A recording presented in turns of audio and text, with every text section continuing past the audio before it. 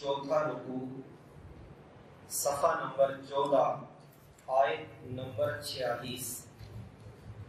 صفحہ نمبر 14 پہ آیت نمبر 46 شروع ہو رہی ہے، من الذین ہادوا۔ یہ صفحہ نمبر 14 کی دوسری لائن ہے۔ اعوذ باللہ من الشیطان الرجیم، بسم اللہ الرحمن الرحیم۔ من الذین ہادوا یحرفون الکلم عن مواضعہ ویقولون سمعنا وعصینا واسمع غیر مسمع وراعنا لیا بألسنتہم وطعنا فی الدین ولو انہم قالوا سمعنا واطعنا واسمع وانظرنا لکان خیرا لهم واقوم ولکن لعنهم اللہ بکفرہم فلا یؤمنون الا قلیلا۔ ترجمہ: من الذین، کچھ وہ لوگ، ہادو، جو یہودی ہوئے، یحرفون، وہ تبدیل کرتے ہیں، الکلمہ، باتوں کو، عن مواضعہ، ان کی جگہوں سے، ویقولون، اور وہ کہتے ہیں، سمعنا، ہم نے سن لیا، وعصینا، اور ہم نے نافرمانی کی، واسمع، اور وہ کہتے ہیں تو سن، غیر مسمع، تجھے نہ سنایا جائے، وراعنا، اور راعنا کا لفظ کہتے ہیں، لین، موڑتے ہوئے، بِأَلْسِنَتِهِمْ، اپنی زبانوں کو، وطعنا، اور عیب نکالتے ہوئے، فی الدین، دین میں، ولو انہم، اور اگر وہ، قالوا، کہتے، سمعنا، کہ ہم نے سن لیا، واطعنا، اور ہم نے مان لیا، واسمع، اور کہتے تو سن، وانظرنا، اور تو ہماری طرف دیکھ، لکان خیرا، تو یہ بہت بہتر ہوتا، لہم، ان کے لیے، واقوم، اور بہت درست ہوتا، ولیکن، اور لیکن، لعنہم اللہ، ان پہ اللہ نے لعنت فرمائی، بکفرہم، ان کے کفر کی وجہ سے، فلا یؤمنون، پس وہ ایمان نہیں لاتے، الا قلیلا، مگر تھوڑے سے۔ یہ اس آیت کا ترجمہ ہے۔ اس سے پہلے گزشتہ آیات میں اہل کتاب کی مذمت کا بیان تھا کہ یہ جو اہل کتاب ہیں، اللہ نے ان کو کتابیں عطا کی، تورات اور انجیل، کہ یہ اس سے ہدایت حاصل کریں، لیکن انہوں نے اس کتابوں سے ہدایت حاصل کرنے کے بجائے گمراہی کو خریدا، چنانچہ یہ خود بھی گمراہ ہیں اور اب یہ چاہتے ہیں کہ مسلمان بھی گمراہ ہو جائیں، یہ بھی دین اسلام کو چھوڑ دیں۔ یہ گزشتہ آیات میں بیان ہوا۔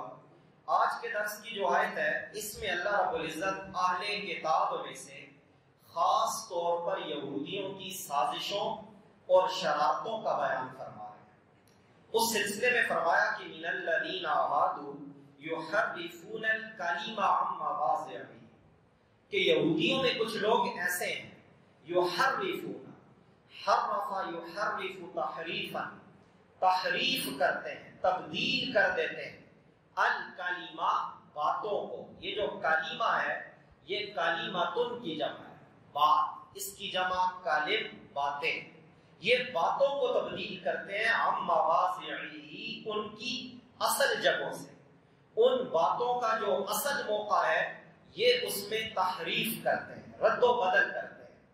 اس میں اشارہ ہے علماء یہود کی طرف کہ انہوں نے اپنی مذہبی کتاب میں، تورات میں، اپنے پیٹ کی خاطر، اپنی چودراہٹ قائم کرنے کی خاطر تحریف کی، رد و بدل کیا، اور ان علماء کی یہ تحریف دو طرح کی تھی، ایک تحریف لفظی اور ایک تحریف معنوی۔ تحریف لفظی یہ ہے کہ لفظوں ہی میں رد و بدل کر دیتے ہیں، اصل بات، اصل عبارت کچھ اور ہے، یہ ادھر سے اصل لفظ کو کاٹ کے اپنی مرضی کا، اپنے مفاد کے مطابق کوئی لفظ اس میں ایڈ کر دیتے ہیں تاکہ ہم اس سے کوئی فائدہ حاصل کریں، کوئی مفاد حاصل کریں۔ مثال کے طور پر نبی پاک صلی اللہ علیہ وسلم کی نبوت کا تذکرہ ان کی کتاب میں تھا۔ حضور علیہ السلام کا حلیہ مبارک بھی تورات میں لکھا ہوا تھا، اور اس میں لکھا ہوا تھا کہ حضور علیہ السلام جو آخری نبی آئیں گے مایان قد کے ہوں گے اور آپ کی آنکھیں گہری کالی ہوں گی۔ تو جب حضور مدینہ آئے تو یہودیوں نے کہا نہیں نہیں یہ وہ نہیں ہے، کیونکہ انہوں نے اپنی کتاب میں تحریف کر دی حسد کی وجہ سے، اور اصل عبارت کو کاٹ کر یہ لکھ دیا کہ جو آخری نبی آئیں گے وہ لمبے قد کے ہوں گے اور ان کی آنکھیں نیلی ہوں گی۔ یہ انہوں نے الفاظ میں رد و بدل کیا۔ اور دوسرا ہے معنی میں رد و بدل کرنا، جسے تحریف معنوی کہتے ہیں۔ وہ یہ کہ اصل عبارت کو نہیں چھیڑتے، جو عبارت ہے وہ ایز اٹ از ہے، لیکن اصل مفہوم کو چھوڑ کے اپنی مرضی کا کوئی مفہوم بیان کرتے۔ عبارت وہی پڑھتے لیکن اس عبارت کی جو تشریح اور اس کا جو مفہوم ہوتا اصل میں اس کو چھوڑ دیتے، اپنی مرضی کا کوئی اور مفہوم بیان کرتے تاکہ اس سے ہمیں کوئی دنیاوی فائدہ حاصل ہو جائے۔ تو تحریف کی یہ عادت ان کی نسلوں میں منتقل ہوئی، موروثی طور پر یہ بیماری ان کی اولادوں میں، ان کی نسلوں میں منتقل ہوتی رہی، حتیٰ کہ نبی صلی اللہ علیہ وسلم جب مدینہ منورہ آئے تو یہ یہودی جو تھے حضور علیہ السلام کے ساتھ عام گفتگو میں بھی الفاظ کا الٹ پھیر کرتے اور اپنے الفاظ میں رد و بدل کرتے۔ مثال کے طور پر ایک موقع پر حضور علیہ السلام حضرت عائشہ رضی اللہ تعالی عنہا کے حجرے میں اندر تشریف فرما تھے۔ باہر ایک منافق یہودی آیا اور اس نے اونچی آواز میں جلدی سے کہا السلام علیکم۔ اصل لفظ ہے السلام علیکم، اس کا معنی تم پہ سلامتی ہو، لیکن اس نے زبان کو موڑ کے جلدی سے السلام کی لام کو بیچ میں سے نکال دیا اور کہا السلام علیکم، اور نعوذ باللہ سام کا مطلب ہے تم پہ موت آئے۔ السلام علیکم تم پہ سلامتی ہو، السلام علیکم تم پر موت آئے۔ حضرت عائشہ سن رہی تھی، وہ سمجھ گئی، انہوں نے غصے سے کہا علیک السلام اللہ، تجھ پہ موت آئے، تجھ پہ اللہ کی لعنت۔ تو اس قسم کا یہ رد و بدل کرتے تھے۔ اور پھر نبی علیہ السلام جب مدینہ منورہ تشریف لائے تو حضور کی آمد سے پہلے مدینہ شہر میں یہودیوں کی بادشاہت تھی، کاروبار پہ، منڈیوں پہ ان کا قبضہ تھا، یہ مدینہ شہر کے اشرافیہ میں شمار کیے جاتے تھے۔ لیکن جب حضور علیہ السلام نے مدینہ کو اپنی محنت کا مرکز بنایا تو انہیں اپنی چودراہٹ خطرے میں نظر آنے لگی۔ چنانچہ ان میں سے کچھ یہودی منافقین جو اصل میں منافق تھے، اسلام کا لبادہ پہنتے، اندر یہودیت کی، حضور کی مجلس میں آتے اور 3 طرح کی شرارتیں کرتے تھے۔ ان شرارتوں کو اللہ رب العزت نے یہاں بیان کیا۔ پہلی یہ کہ وَيَقُولُونَ سَمِعْنَا وَعَصَيْنَا، حضور کی مجلس میں آتے، حضور کی باتیں سنتے، احادیث سنتے، تو ان سے کہا جاتا کہ تم نے سن لی حضور کی باتیں، حضور کے پیارے فرامین، حضور کی احادیث، دیکھو یہ کتنی اچھی باتیں ہیں۔ تو وہ کہتے اونچی آواز میں کہتے سمعنا، ہم نے سن لی، اور آہستہ آواز میں کہتے وعصینا، ہم نہیں مانیں گے، ہم نافرمانی کرتے ہیں۔ اب اونچی آواز میں سمعنا کہہ کر حضور کا اعتماد حاصل کرتے ہیں، سرگوشی میں یا دل میں یا اپنے ساتھیوں کے کان میں کہتے وعصینا، ہم نے تو صرف سننی ہے، ہم نے تو ماننی نہیں ہے۔ یہ ان کی شرارت تھی۔ مسلمان کی شان کیا ہے؟ مسلمان جب اللہ کا قرآن سنتا ہے، کوئی حکم سنتا ہے، حضور کا کوئی فرمان سنتا ہے، تو دل و جان سے کہتا ہے کہ سمعنا، بڑی خوبصورت بات ہے، میں نے سن لی، وَأَطَعْنَا، میں تو اطاعت کروں گا، میں تو فرما برداری کروں گا۔ لیکن یہ بدبخت یہودی حضور کی محفل میں آ کے ٹھٹھے کرتے تھے اور نعوذ باللہ حضور کی مجلس کو تماشا بناتے تھے، ہنسی مذاق کا نشانہ بناتے تھے، بعد میں خوش ہوتے تھے کہ ہم نے دیکھو کیسے بیوقوف بنایا، کہ ہم نے اونچا کہہ دیا سمینا، ہم نے سن لیا، اور دل میں ہم نے کہا کہ ہم نہیں مانتے۔ ایک بات یہ، اور دوسری شرارت یہ کرتے وَاسْمَعْ غَيْرَ مُسْمَعٍ، حضور علیہ السلام کو مجلس میں مخاطب کرتے تو کہتے یا رسول اللہ اسمع، واسمع یا رسول اللہ، اے اللہ کے نبی ہماری طرف متوجہ ہو، ہماری بات سنیں، ہماری بات سنیں، اور آہستہ سے کہہ دیتے غیر مسمع، کہ اللہ آپ کو سنائے نہ۔ اونچی آواز میں کہتے ہماری بات سنیں، دل میں کہتے اللہ آپ کو سنائے نہ، نعوذ باللہ بددعا دیتے کہ آپ کی سننے کی صلاحیت ختم ہو جائے، آپ بہرے ہو جائیں. یہ حضور کے ساتھ دشمنی کی وجہ سے ایسا کرتے. اور تیسرا وراعینا لیم بالسنتہم، تیسرا جرم ان کا یہ تھا کہ راعینا کا لفظ کہتے اپنی زبانوں کو موڑتے ہوئے. یہ پہلے سپارے میں بھی ہم لوگ پڑھ کے آئے ہیں. اس کی تفصیل یہ ہے کہ صحابہ کرام جب حضور کی مجلس میں آتے، انہیں حضور کی کوئی بات سمجھ نہ آتی تو وہ عربی میں کہتے تھے یہ راعینا یا رسول اللہ. اس کا مطلب ہوتا تھا کہ ہماری رعایت کریں، ہماری طرف توجہ دیں اور اپنی بات کو دوبارہ دہرا دیں. وہ کہتے تھے راعینا. لیکن یہ یہودی چونکہ سازشی تھے، گندے ذہن تھے، یہ اسی راعینا کے لفظ کو کہتے ہوئے اپنی زبانوں کو تھوڑا سا موڑ لیتے، اسی لفظ کو لمبا کر کے کہتے راعینا. ایک ہے راعینا اور ایک ہے راعینا. اب راعینا کا تو معنی ہے ہماری طرف توجہ کریں، لیکن راعینا کا معنی بنتا تھا نعوذ باللہ ہمارے چروائے.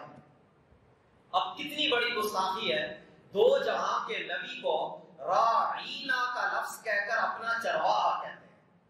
اللہ رب العزت کو یہ کہاں برداشت؟ تو اللہ رب العزت نے پہلے سپارے میں سورۃ البقرہ میں ہم پڑھ کے آئے، منع کر دیا یا ایھا الذین آمنوا، اے ایمان والو، لا تقولوا راعینا، راعینا کے لفظ کو ہی چھوڑ دو، کیونکہ اس لفظ کے ذریعے یہودی شرارت کرتے ہیں، لہٰذا تم لوگ بھی راعینا کے لفظ کو ختم کر دو.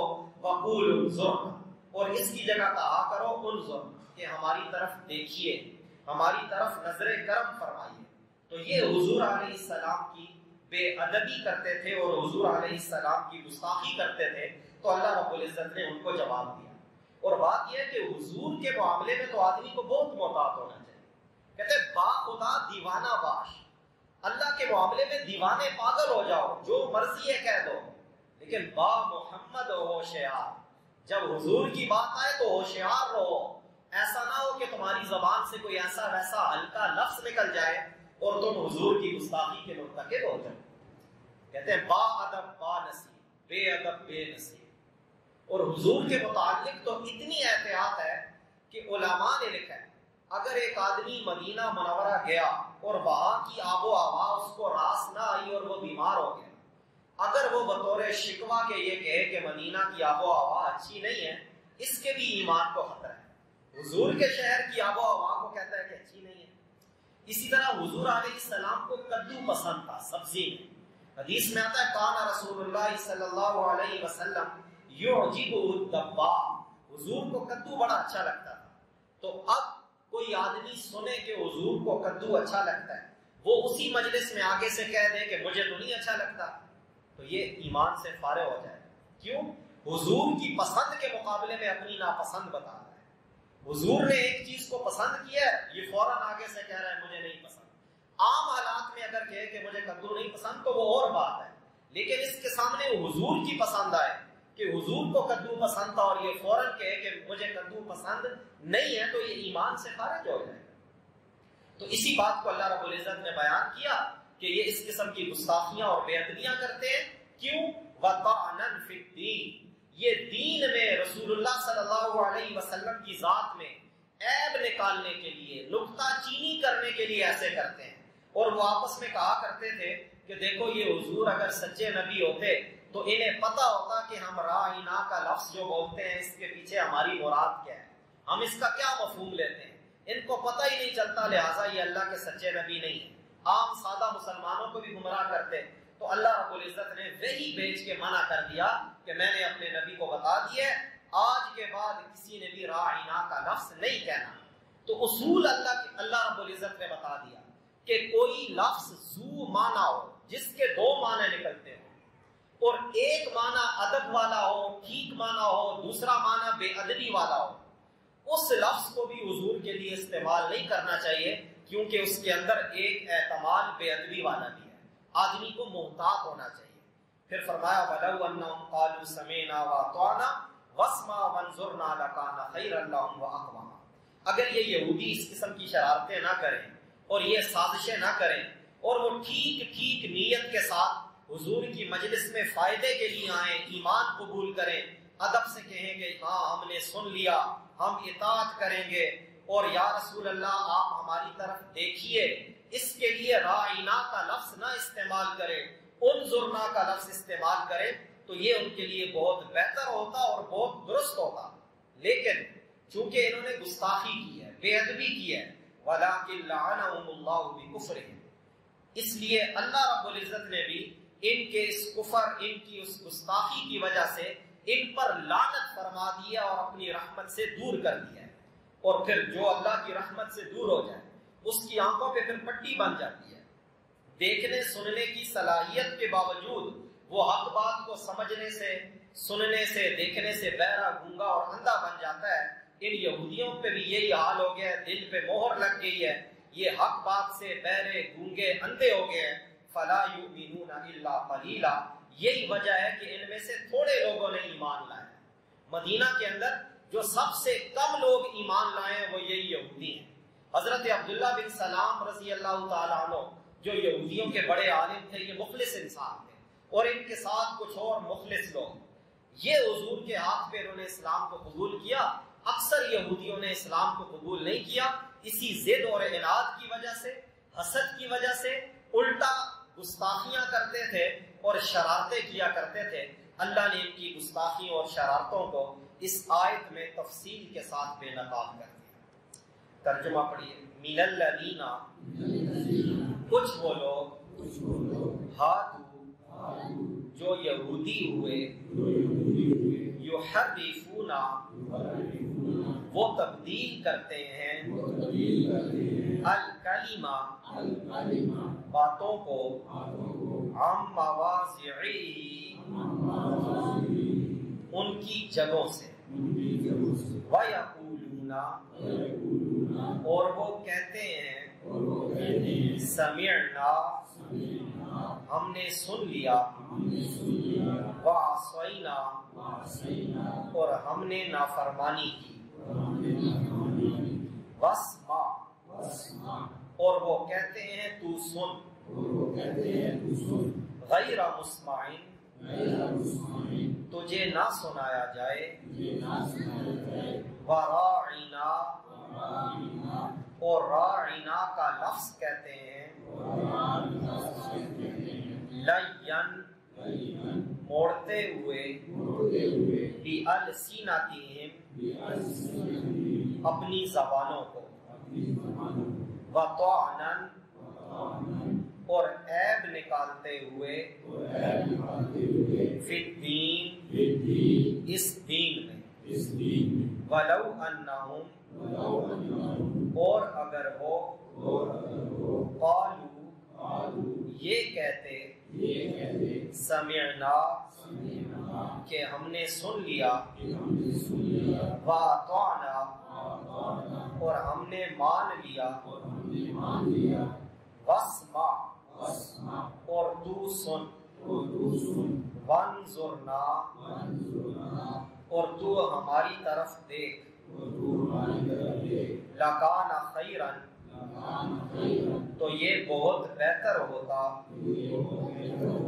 لَهُمْ، ان کے لیے، وَأَقْوَمَ، اور بہت درست ہوتا، وَلَٰكِنْ، اور لیکن، لَعَنَهُمُ اللَّهُ،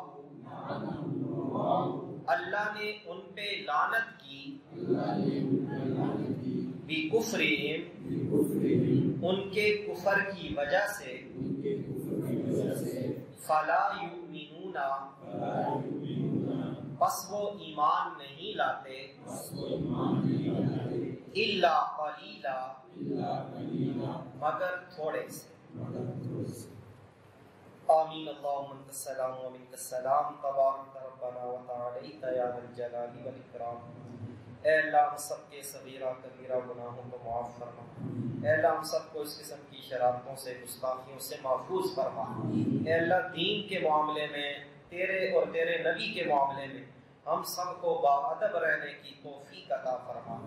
اے اللہ اس آیت کو ہماری جانب سے اپنی بارگاہ میں قبول فرما، اس کی برکت سے ہمارے بیماروں کو شفائے کاملہ عاجلہ عطا فرما، اس آیت کی برکت سے ہم سب کی مشکلات آسان فرما۔ ہم سب کی پریشانیوں کا خاتمہ فرما۔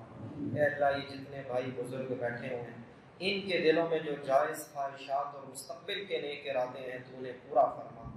اے اللہ اس آیت کے ایک ایک حرف کا ثواب ہمارے فوت ہو جانے والے عزیزوں، رشتہ داروں، والدین، اساتذہ اور ساری امت مسلمہ کے مرحومین کو پہنچا۔ اس کے تو خیر ان کی قبروں کو نور سے منور فرما۔ اے اللہ اس آیت کو ہم سب کے لیے ذخیرہ آخرت، وسیلہ نجات بنا۔ وآخر دعوانا الحمد للہ رب العالمین۔